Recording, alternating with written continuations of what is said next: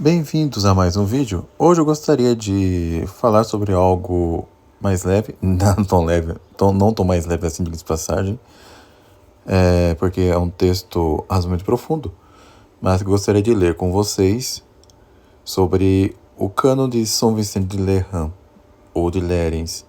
Vou usar Lerins aqui, tá? Por quê? Porque muita gente usa indiscriminadamente esse cânon para defender coisas heterodoxas, tá? Então, eu gostaria de compartilhar o conteúdo desse texto e eu espero que seja útil, tá? O texto é do padre Bernard Lucian. Eu não concordo com a sua posição atualmente, tá? Mas é alguém que respeito pela sua erudição e capacidade. Mas vamos dar uma lida nesse texto aqui, juntos.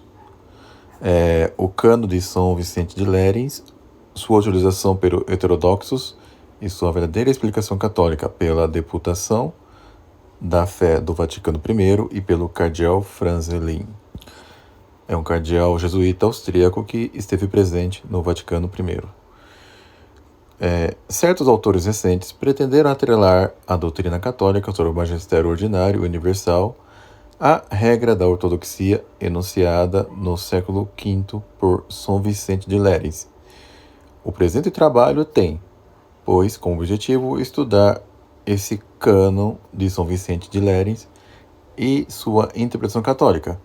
Para começar, situaremos rapidamente São Vicente de Lerins e sua obra.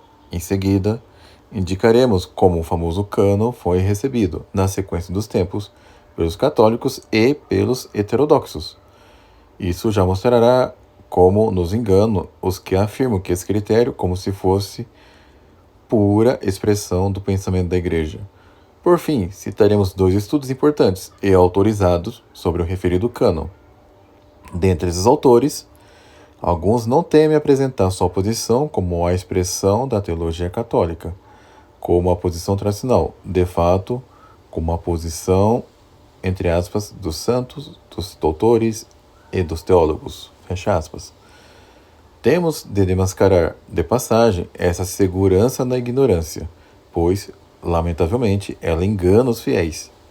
Muitos realmente acreditam que, quando o escritor tradicionalista sentencia, abre aspas, todos os teólogos afirmam que, fecha aspas, é porque de fato todos os teólogos o afirmam.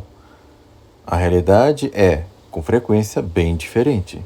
Gostaríamos muitíssimo de não ser constrangidos a fornecer maiores precisões sobre esse assunto.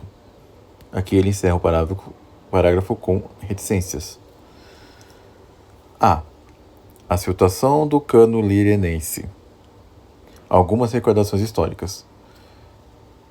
É em torno do ano 410 que Santo Honorato, abandonando fortuna e posição social, retirou-se em companhia de alguns amigos à ilha Lirina, ao sul de Cannes. Para lá viveram à maneira dos monges do Oriente.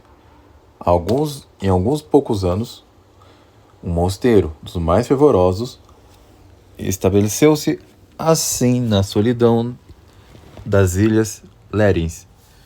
É aí que é a origem do santo, inclusive, né? São Vicente de Lerins. Essa, entre aspas, cidadela gloriosa, esse acampamento entrincheirado, também entre aspas, expressões frequentemente sob a pluma dos lirenenses, tornou-se, durante todo o século V, viveiro de bispos e de santos, bem como o centro ativo de teologia. A radiação do mosteiro, tanto do ponto de vista pastoral como doutrinal, expandiu-se amplamente pela Gália desse século. Notemos, em particular, os lirenenses tomaram posição contra a doutrina da graça defendida por Santo Agostinho. E é preciso reconhecer que eles talvez não tenham escapado completamente à influência do semi-pelagianismo, em particular sob a ação de Cassiano, abade do mosteiro de São Vítor de Marsella, de 410 a 435 aproximadamente. É nesse meio que encontramos desde 430 São Vicente. Ignora-se quase tudo sobre ele, mas ele ficou célebre pelo seu comonitório. Notas teológicas para auxiliar a memória. Obra concluída em 434 e que se promulga a enunciar uma regra segura para distinguir a verdadeira fé católica do erro das heresias. Essa regra foi condensada pelo autor em fórmula de feliz brevidade, cuja expressão lapidar indubitavelmente contribuiu não pouco para garantir o sucesso. Nós devemos manter o que foi crido por toda a parte, sempre e por todos. O modo como essa regra, logo denominada Cano de São Vicente de Lérins, foi acolhida na Igreja e entre os inimigos da Igreja é o que vamos focar agora, antes de passarmos ao estudo propriamente doutrinal, feito por teólogos particularmente autorizados. Como vocês podem ver, não foi só a Igreja que acolheu o cano. Alguns heterodoxos também acolheram, à maneira deles. A recepção do cano lirenense. Não parece que a obra de São Vicente tenha sido utilizada pela Idade Média. Santo Tomás de Aquino não a cita jamais. Foi com a reforma que o cano lirenense recuperou o prestígio, tanto pelos católicos quanto pelos protestantes. Vejam bem, os protestantes também pegaram esse cano. Mas foi sobretudo no século XIX que se discutiu sobre o valor teológico dessa regra. Alguns tomaram posição bastante dura contra São Vicente. Assim, o Dr. Erhard, teólogo católico alemão, escreveu, abre aspas, no que tange a regra da fé de Vicente, pode-se conseguir, dadas as palavras, um sentido justo, mas no sentido em que Vicente a compreendia e não queria que fosse compreendida, essa regra é pura e simplesmente falsa, e já é a hora de abandoná-la ao seu autor e não fazer mais nenhuma amálgama da verdadeira regra da fé católica com o nome do monge lirenense. É uma crítica muito dura do teólogo alemão. Eu vou deixar o link do texto aqui, tá? Onde haverá todas as notas e referências necessárias.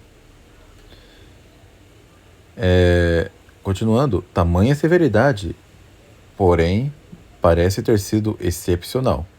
A maioria dos autores tomou uma posição mais favorável ao santo, mas assinalavam então a necessidade de precisões, de distinções, algumas fornecidas pelo próprio São Vicente na sequência do texto dele, outras formuladas por teólogos posteriores ou exigidas pela doutrina da Igreja, explicitada depois do século V. Nesse sentido, Dallet escreve, abre aspas, a regra de aplicação evidente, no caso de novidade que entra em conflito com a tradição constante e segura, de aplicação muito mais delicada em grande número de casos. Para regular esta aplicação, o monge de Lérins julgou o necessário enunciar certas distinções. Foram formuladas outras depois dele. É preciso levar em conta tanto umas como outras para pronunciar o juízo equitativo sobre esse cano lirinensis. Nessa perspectiva, continuo, fecha aspas, nessa perspectiva, reconhece-se de bom grado que essa regra, tomada demasiado estritamente à letra, poderia tornar-se fonte de erro. É bem conhecido, por exemplo, que a defecção do teólogo alemão Dellinger, quando do Concílio Vaticano I, deveu-se, ao menos em parte, a uma fidelidade demasiado formal ao cano lirenense.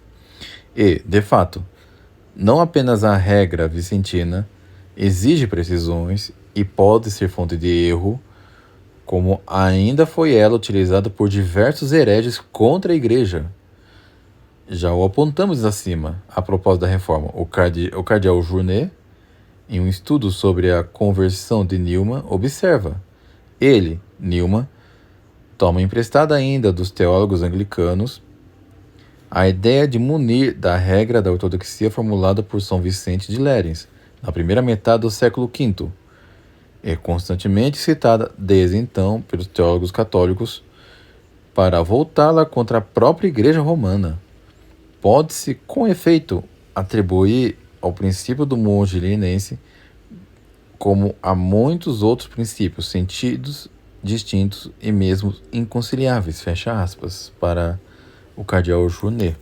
Olha só que perigo. Aliás, eu ainda pretendo gravar um vídeo sobre o cardeal Newman, que será muito interessante também. Diante desse estado de fato, a conclusão de Meslin no parágrafo Valor e Limites do Critério Lirinense explica-se facilmente. Compreende-se, no entanto, que, em razão das insuficiências teológicas do critério lirinense, nunca a Igreja Romana o assumiu sem reservas, fecha aspas. E compreende-se também como se engano e nos enganos aquele que, hoje em dia, tentam fazer desse critério referência absoluta a qual os teólogos deveriam submeter sem discussão, como se fosse a definição do magistério. Concluamos esse parágrafo com dois fatos que ilustram bem a atitude da Igreja com relação ao cano lirinense.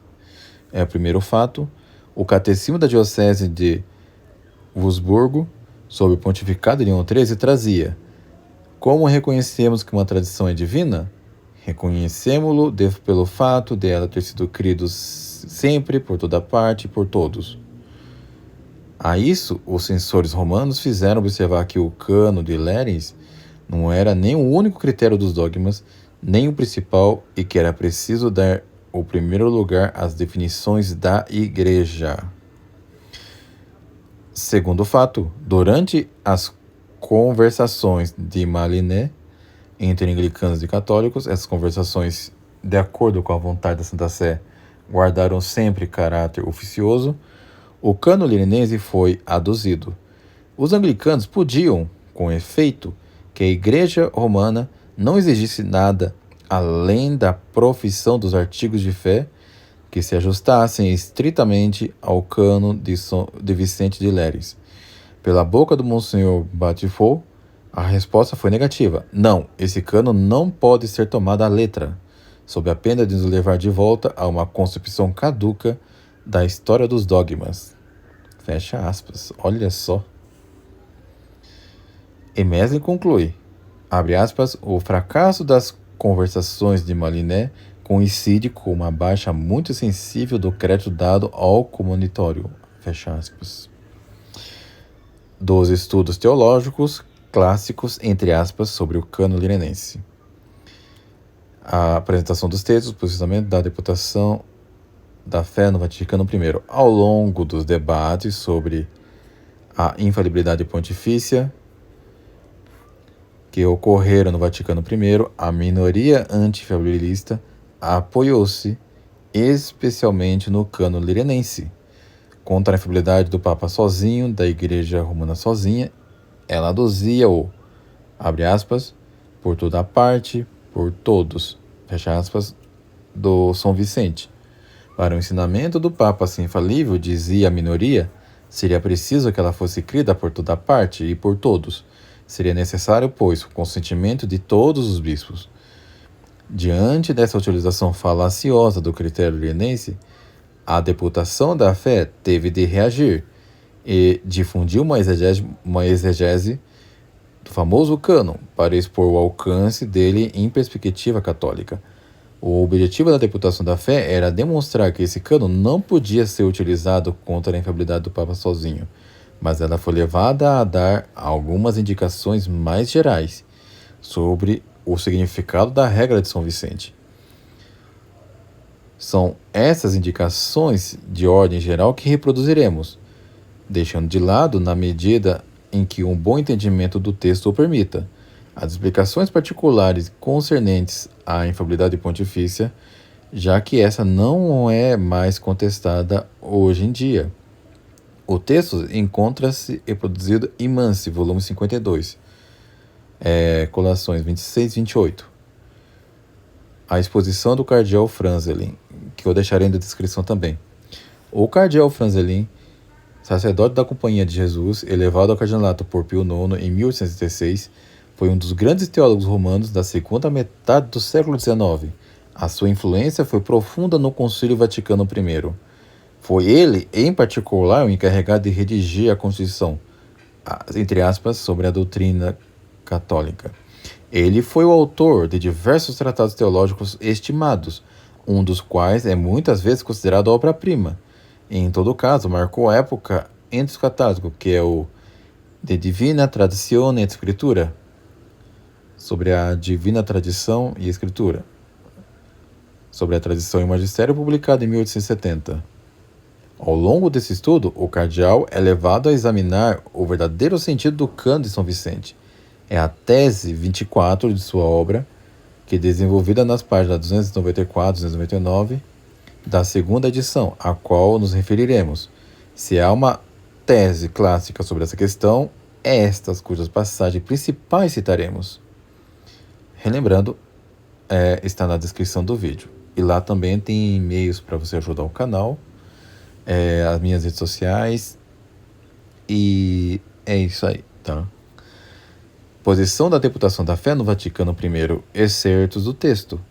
Abre aspas. Passemos ao Cânon de Vicente de Lérens. No capítulo 3º, ou 2º nas edições atuais, de seu comunitório, o ilustríssimo escritor eclesiástico diz que é preciso manter o que foi crido por toda parte, sempre e por todos.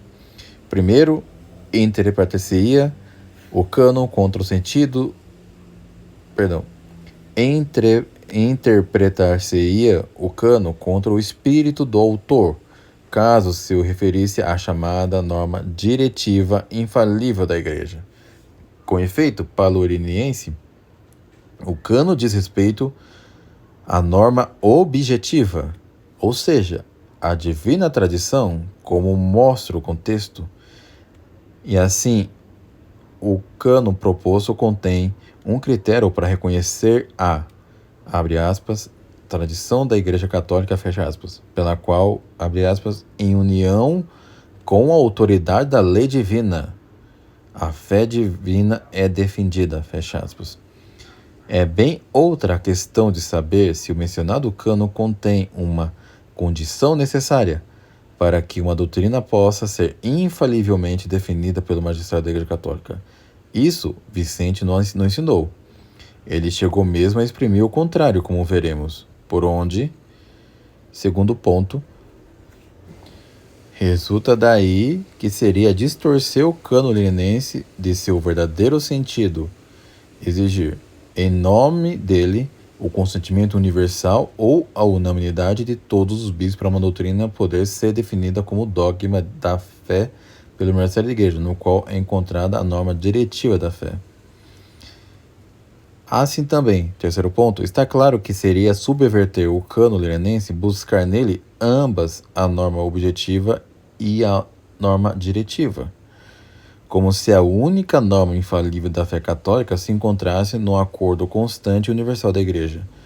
Desse jeito, em matéria de fé, unicamente aquilo que tivesse sido crido por um acordo constante seria absolutamente certo e infalível, e ninguém poderia crer o que fosse com aquela fé divina que é absolutamente e infalivelmente certa, sem que enxergasse com os próprios olhos esse acordo constante e universal da Igreja.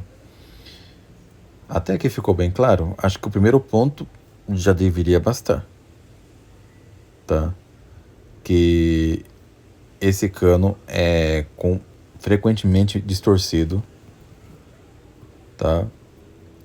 E por que também vários heterodoxos usam, visto que ele pode ser tomado pelos heterodoxos até por ser muito lacônico, né?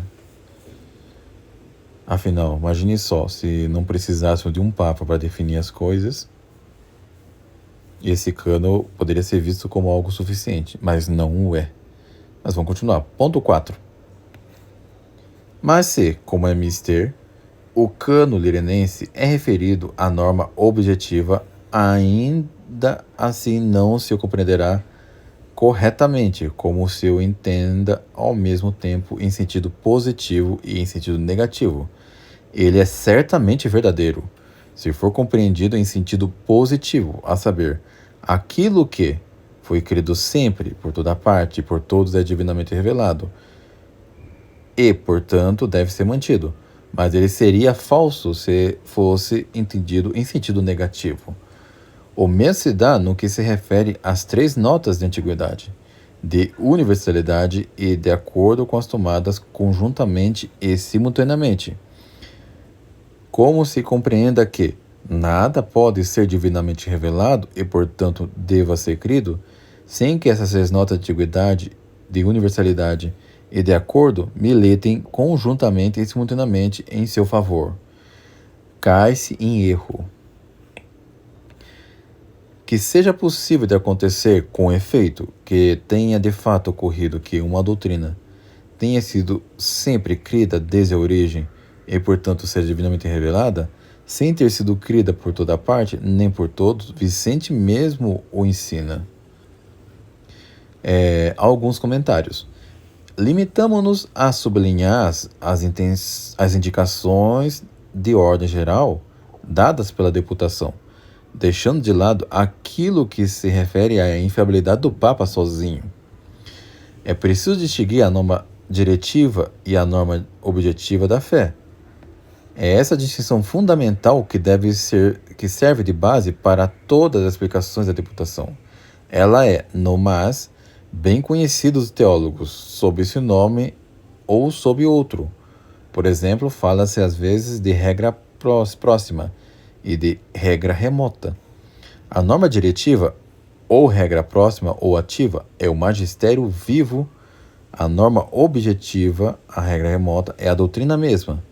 Mais precisamente, a revelação divina considera em seu conteúdo, ou a tradição divina em sentido objetivo, englobando ao mesmo tempo a tradição cristã e a tradição oral. A deputação recorda, ademais, de passagem, essas duas definições, bem conhecidas evidentemente pelos bispos aos quais ela se dirige. Isto é, os incisos 1 e 2, a norma objetiva, a saber, a divina tradição, o magistério da igreja, no qual é encontrada a norma diretiva da fé. Continuando, essa distinção é, portanto, clara. Eu espero que tenha sido clara para vocês também, mas vamos continuar. Porém, tendo em vista o seu caráter fundamental, e para precisar-lhe o alcance e a importância, cremos útil trazer também, a esse respeito, o testemunho de dois teólogos clássicos que utilizam e definem esse vocabulário. La règle de la foi, a regra da fé, do padre Goupil. Abre aspas para o padre francês. A regra objetiva ou constitutiva de nossa fé é a palavra de Deus. Eu devo crer o que Deus disse. Mas como saberei o que ele disse? Como saber, por exemplo, que ele revelou a transubstanciação, o caráter sacramental do matrimônio, etc.? Haverá regra que governe e dirija imediatamente a fé? Eis a questão.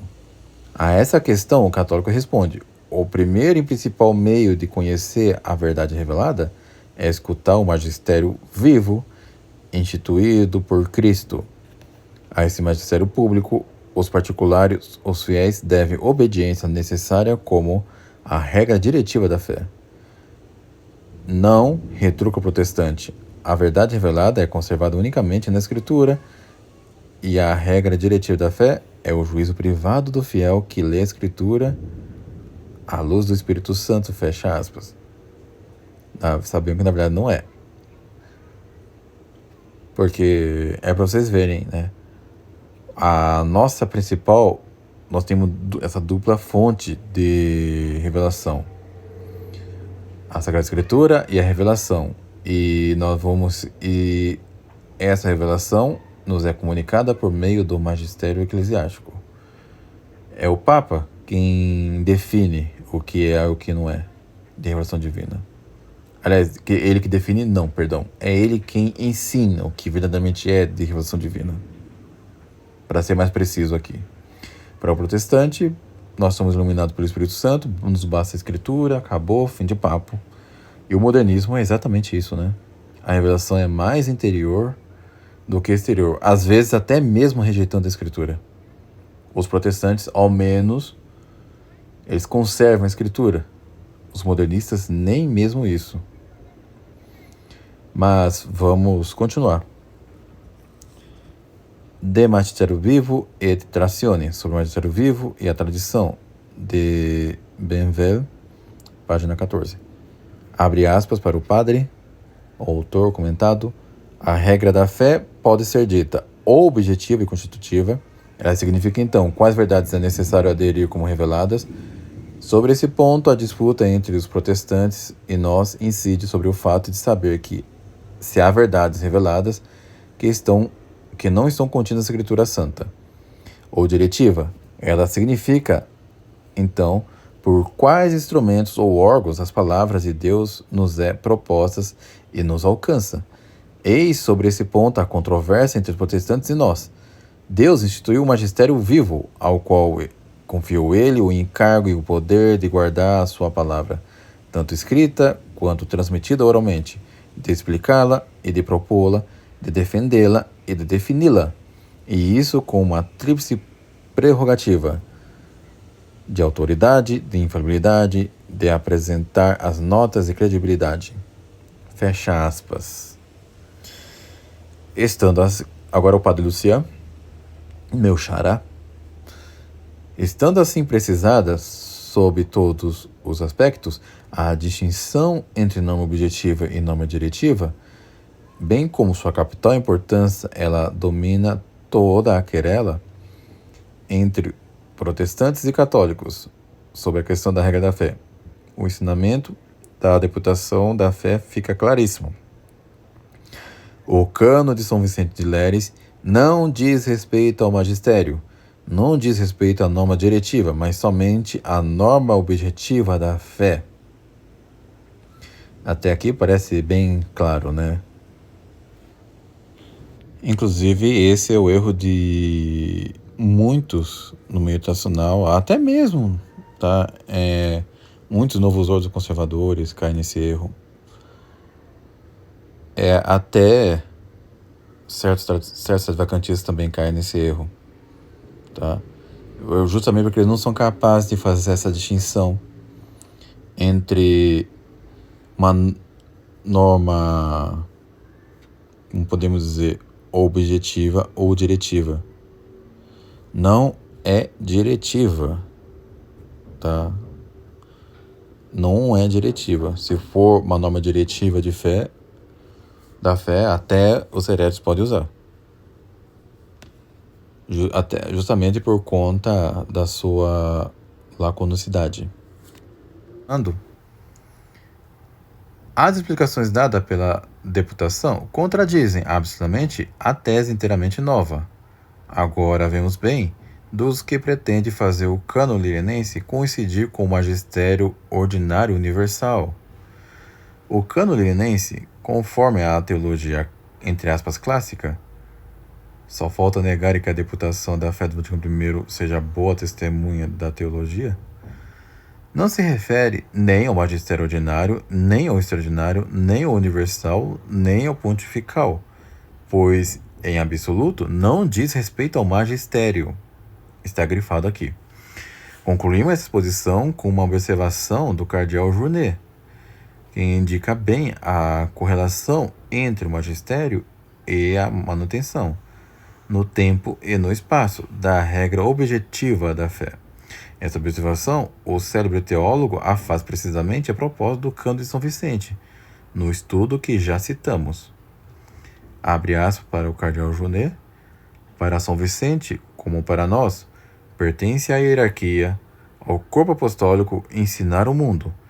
Se acontece então que a coerência doutrinal é preservada no tempo e no espaço, isso será em grande virtude da assistência prometida por Cristo à verdadeira hierarquia, ao verdadeiro corpo apostólico, o quod semper e o quod ubique, são ao mesmo tempo efeitos e sinais da apostolicidade divina autêntica. Fecha aspas. 3. O verdadeiro sentido do cânon lienense segundo o cardeal Franzelin. Os insertos principais do texto. O enunciado da tese. O cânon de São Vicente de Lérins designa como atributos da doutrina católica a universalidade, a antiguidade e o acordo comum sobre a fé. C. Primeiro, consideremo-lo em si mesmo. Ele é absolutamente verdadeiro em sentido afirmativo, segundo o qual uma doutrina provida dessas propriedades é certamente dogma de fé católica, mas ela não é verdadeiro em sentido exclusivo, como se nada pudesse pertencer ao depósito da fé sem ter sido crido por toda parte, por todos e sempre. Segundo, procuramos o sentido da regra no contexto do próprio comunitório. Ele revela duas notas, cada qual suficiente para discernir a antiguidade absoluta ou a apostolicidade de uma doutrina. O acordo atual da Igreja de um lado, o acordo da antiguidade relativa à existente antes do início da controvérsia de outro lado. Desenvolvimento da tese. O cânon em pauta é enunciado por São Vicente nesses termos, abre aspas, na Igreja Católica mesma, é preciso velar com grande cuidado para que sustentemos aquilo que foi crido por toda parte, sempre e por todos, isso é, com efeito, verdadeiramente e propriamente católico, mas tal se dará precisamente se seguirmos a universalidade e a antiguidade, o acordo. Pode-se crer uma verdade de dois modos, explicitamente ou somente implicitamente. Todo o conteúdo do depósito da revelação objetiva certamente foi crida por toda parte, sempre e por todos os católicos, ao menos implicitamente. Mas nesse sentido, o fato de ter sido crido sempre e por toda parte não pode ser dado como critério e regra teológica que permita discernir o conteúdo da revelação.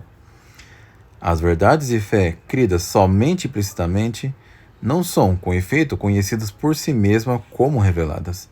Mais ainda, procurar saber se uma doutrina foi crida por toda parte, sempre, por todos, ao menos implicitamente, e investigar se ela está contida na revelação objetiva e na decisão, são uma só e mesma coisa. Ora, é esse fato que deve ser demonstrado a partir de outra coisa. Ele não é, pois, critério que permita determinar outra coisa. O critério proposto só pode, então, ser entendido acerca da fé explícita. Ora, decorre das teses precedentes expostas que o acordo universal sobre um dogma como doutrina de fé, em qualquer época que ele exista, quovis temporis existat, é critério certo de que uma doutrina é divinamente transmitida. Portanto, sem dúvida alguma, um tal acordo da antiguidade e da maneira mais retumbante, o acordo universal de todas as épocas manifestam com certeza a tradição divina. Por conseguinte, aquilo que foi crido por toda parte, sempre e por todos, não tem como não ser revelado e divinamente transmitido. Mas as nossas teses precedentes demonstram igualmente isto.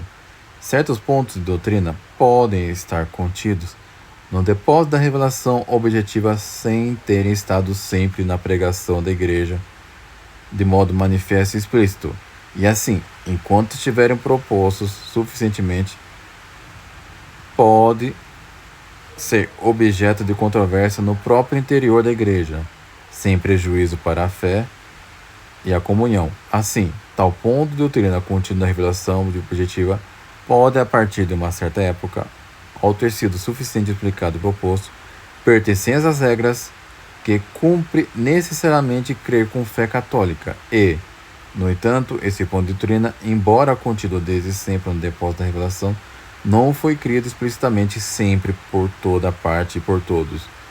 e não tinha de selo.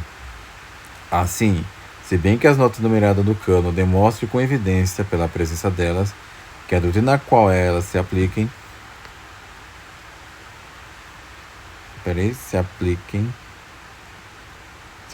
é dogma de fé católica, elas, porém, não provam, pela ausência delas, que uma doutrina não esteja contida no depósito da fé. O cano é, pois, verdadeiro em sentido afirmativo, mas não pode ser aceito em sentido negativo e exclusivo. O que significa, meus amigos, que nem toda doutrina de fé católica é crida sempre, por toda parte, por todos, tá? Uma doutrina que é crida sempre, por toda parte, por todos, pode ser considerada, sim, doutrina de fé católica, divinamente revelada e transmitida pela tradição. Mas se faltar uma dessas notas, não necessariamente significa que ela é falsa. Vejam só que coisa. Isso é algo muito relevante. O segundo ponto, se considera o cano em seu contexto, com as explicações dadas por São Vicente, descobre-se o seguinte: a antiguidade absoluta ou apostolicidade de uma doutrina não é proposta como nota, pela qual se chega a conhecer outra coisa. Ela é aquilo mesmo que se está sendo investigado. Duas propriedades são propostas como notas que dão a conhecer a apostolicidade da doutrina: a universalidade, que é o acordo presente na igreja, e o acordo da antiguidade, relativa, claro. Ou seja, o acordo que se demonstra ter existido antes do início da controvérsia. Qualquer uma dessas duas notas, não importa qual, permite inferir e conhecer a antiguidade absoluta. Com efeito, quando o acordo presente da universalidade é claro e manifesto, ela é suficiente por si mesmo. Dá-se isso, seja por um juízo solene do magistério autêntico, concílio comunica o Papa, seja pela pregação eclesiástica unânime. Em contrapartida, se a controvérsia já tivesse eclodido, se esse acordo fosse menos perceptível, ou se não fosse reconhecido pelos adversários a serem refutados, aí então, diz São Vicente, há de recorrer ao acordo da antiguidade manifesto, seja em juízos solenes, seja nas sentenças convergentes dos padres. O próprio São Vicente declara que o que é que ele entende por substantivo universalidade. Abre aspas para São Vicente. Nós seguimos a universalidade se reconhecemos como única fé verdadeira aquela que a igreja inteira espalhada pela terra confessa. Fecha aspas.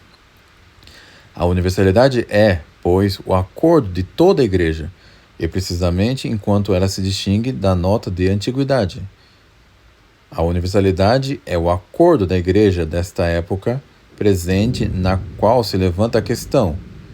E isso é manifesto no número 4, em que ele compara a universalidade como acordo presente e que pode ser perturbado por novos erros, com a antiguidade como acordo da época precedente, abre aspas, que não pode mais ser fraudulamente lubridiado por uma novidade, fecha aspas. Que a antiguidade como nota seja entendida por São Vicente como relativa, de sorte que a partir se infere a antiguidade absoluta ou apostolicidade, isso resulta de toda maneira dele de conduzir a discussão. Por fim, São Vicente demonstra claramente em todas as partes que uma ou outra dessas duas notas seja de acordo com a universalidade presente, seja o acordo da antiguidade. Basta para demonstrar a apostolicidade da doutrina. Abre aspas. Que fará então o cristão católico, interroga-se ele no número 4, se uma parte da igreja se afasta da comunhão da fé universal, fecha aspas. Novamente, o que mais senão antepor a saúde do corpo inteiro ao membro pestilente e corrompido? Mas se há dúvida sobre o acordo presente, por causa das perturbações suscitadas, a segunda nota permanece. Então ele cuidará, diz São Vicente, em aderir à antiguidade. Não pode, pois, duvidar que o sentido que desenvolvemos na tese seja o sentido autêntico de São Vicente. Uma doutrina a qual faltam ambas as notas deve ser considerada como, no mínimo, ainda não suficientemente proposta à fé católica. Uma doutrina que se opõe a um e a outro dos acordos deve ser considerada como uma novidade profana. E aqui encerra a citação do Cardeal Franzley. Alguns comentários. As explicações do Cardeal Franzley são de alguma forma luminosas, que não se resta objetivamente nada a acrescentar. Façamos simplesmente notar que as explicações dadas em nossos Carriers de Cassitiacum, a revista para a qual o padre Lucien escrevia, junto com o padre Belmont e o Gerhard Larrey, sobre a infalibilidade do magistério ordinário universal, e que alguns não temem qualificar de doutrina inteiramente nova do padre Gerhard Larrey, corresponde exatamente ao ensinamento clássico do ilustre cardeal. Podemos somente repetir o que dissemos logo de início. Esse ensinamento é o da Igreja Católica e impõe-se com toda certeza a todos os católicos, ainda que, entre aspas, tradicionalistas. Então, meus amigos, devemos concluir que trovada aqui. Que o cânon de Lirenense, não é uma norma diretiva, mas objetiva. E que ela é verdadeira afirmativamente, mas não negativa e exclusivamente. Então, não se pode usar esse cânon com o objetivo de justificar, por exemplo, a indocilidade a uma autoridade eclesiástica. E isso é muito importante. Eu sei que esse vídeo aqui é mais abstrato, mais difícil, talvez mais árido, mas é um assunto que eu julgo interessante. Espero que tenham gostado do vídeo, eu também pretendo fazer outros vídeos nesse sentido. Eu pretendo fazer vídeos sobre o Cardeal Newman, por exemplo. Eu pretendo abordar outros assuntos desses. E sempre, claro, não apoiando na minha opinião, na minha autoridade, mas de teólogos, filósofos, do magistério eclesiástico, a depender da matéria, e outras coisas.